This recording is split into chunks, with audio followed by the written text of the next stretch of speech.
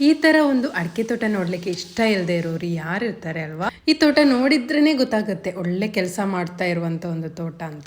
ಇಲ್ಲಿ ನೋಡಿ, ಈ ಅಡಿಕೆ ಮರಗಳೆಲ್ಲ ಕೊನೆ ಬಿಟ್ಟು ಅಡಿಕೆ ಆಗ್ತಾ ಇರುವಂಥ ಒಂದು ಟೈಮಲ್ಲಿ ಮಾಡಿದಂಥ ಒಂದು ವಿಡಿಯೋ ಇದು. ಇಲ್ಲಿ ನೋಡಿ, ತೋಟ ನೋಡುವಾಗಲೇ ಎಷ್ಟು ಖುಷಿ ಆಗುತ್ತೆ. ಅಷ್ಟೊಂದು ನೀಟಾಗಿ ಈ ತೋಟವನ್ನು ಇಟ್ಕೊಂಡಿದ್ದಾರೆ. ವರ್ಷನೂ ಅದರ ಬುಡ ಎಲ್ಲ ಅಗೆದು ಮಣ್ಣು ಹಾಕಿ ಗೊಬ್ಬರ ಹಾಕಿ ಅದೇ ರೀತಿಯಲ್ಲಿ ಕರೆಕ್ಟ್ ಟೈಮಿಗೆ ಔಷಧಿ ಕೂಡ ಹೊಡಿತಾರೆ. ಈಗ ತುಂಬ ಬಿಸಿಲಾಗಲಿ ಮಳೆ ಆಗಲಿ ಚೆನ್ನಾಗಿ ಔಷಧಿ ಹೊಡೆದ್ರೆ ಮಾತ್ರ ನಮಗೆ ಅಡಿಕೆ ಉದುರೋದೆಲ್ಲ ನಿಲ್ಲುತ್ತೆ. ಅದೀಗ ಯಾವುದೇ ಬೆಳೆಗಳಾಗಲಿ ಒಂದೊಂದು ಬೆಳೆಗಳನ್ನು ನೋಡ್ಕೊಳ್ಳೋ ಒಂದು ರೀತಿ ಇರುತ್ತಲ್ಲ, ಆ ರೀತಿಯಲ್ಲಿ ನಾವು ನೋಡಿಕೊಂಡ್ರೆ ಮಾತ್ರ ಅದರಿಂದ ಒಳ್ಳೆ ಇಳುವರಿ ನಮಗೆ ಸಿಗುತ್ತೆ ಅಲ್ವಾ. ಈ ಅಡಿಕೆ ತೋಟದಲ್ಲಿ ಮಂಗಳ ಮತ್ತು ಮೋಹಿತ್ ನಗರ್ ಅಂತ 2 ವೆರೈಟೀಸ್ ಇದ್ದಾವೆ. ಇವೆರಡು ಕೂಡ ಒಳ್ಳೆ ಇಳುವರಿ ಕೊಡುವಂಥ ಅಡಿಕೆ ವೆರೈಟೀಸ್. ಇದು ಬೇರೆ ಯಾರದ್ದು ಅಲ್ಲ, ನನ್ನ ಪಪ್ಪಂದೇ ತೋಟ.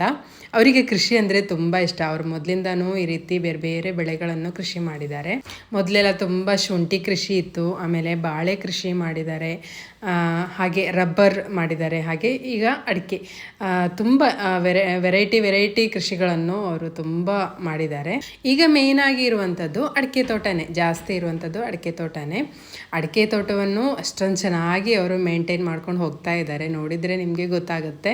ಇದು ಹೊಸ ಮನೆ ಮಾಡಿರುವಂಥದ್ದು. ಅಡಿಕೆ ತೋಟದ ಮಧ್ಯದಲ್ಲೇ ನೋಡಿ ಮನೆ ಇರುವಂಥದ್ದು ಎಷ್ಟು ಚೆನ್ನಾಗಿರುತ್ತೆ ಅಲ್ವಾ. ಇವತ್ತಿನ ವಿಡಿಯೋ ಇಷ್ಟೇ.